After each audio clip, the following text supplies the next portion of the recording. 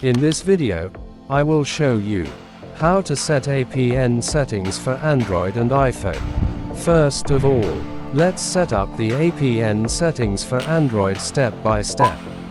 Open Settings. Go to SIM cards and mobile network. Select your SIM card to set APN. Tap on access point name. Add a new APN if needed. Set the name and APN field.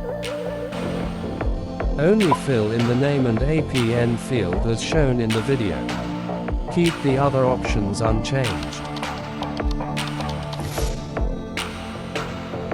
Tap More and tap Save. Select the new APN from the list, and restart your phone. Let's set up the internet settings for iPhone. Follow the process shown in the video.